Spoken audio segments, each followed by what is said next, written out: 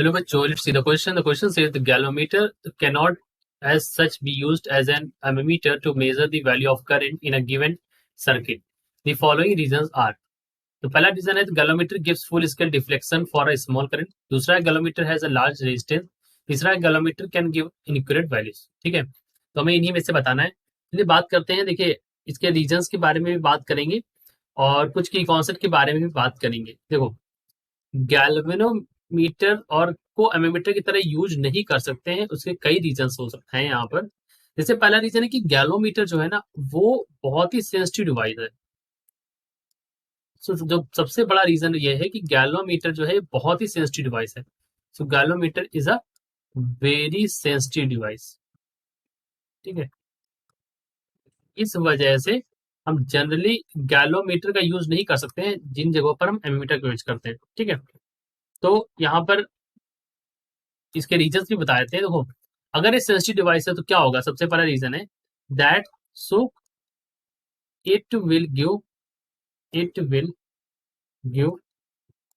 Full scale deflection.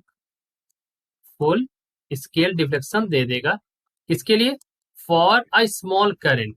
या मतलब ऐसे बोल दो, फॉर अ स्मॉल करंट, यानी कि अगर माइक्रो एम्पियर के ऑर्डर की भी करंट है यहाँ पर, तो भी ये कुछ ना कुछ डिफ्लेक्शन पूरे स्केल फुल स्केल डिफ्लेक्शन दे देगा, जो कि सही नहीं है.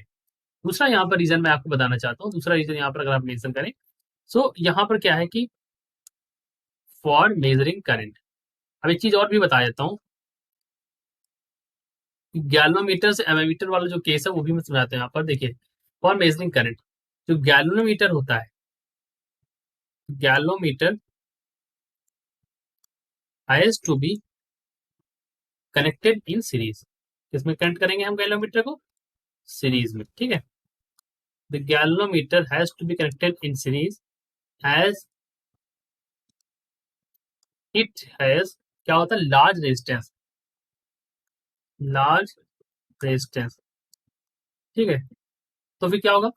It will change the value of current.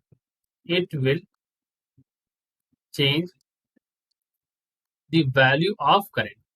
तो यह बात समझे यहाँ पर कि ये इसके पास इतना ज्यादा रेजिस्टेंस है कि जो सर्किट करंट होगी ना, उसकी वैल्यू को भी ये बदल देगा. तो ये तो हमारे रीजन हो गए.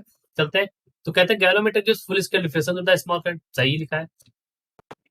गैलोमीटर हैज लार्ज रेजिस्टेंस, ये बात भी यहाँ पर सही है. ठीक है, galvanometer can give inaccurate values, ये बात सही नहीं है कि मतलब इनएक्यूरेट वैल्यूज नहीं देता है. तो पहला भी सही है और दूसरा भी सही है. तो बी वाला ऑप्शन यहाँ पर सही है. That first is also correct and second is also correct. तो पहला सही आप मान सकते हैं, दूसरा यहाँ पर सही है. ठीक है, so this is our answer. I hope you understood it well. Best of luck.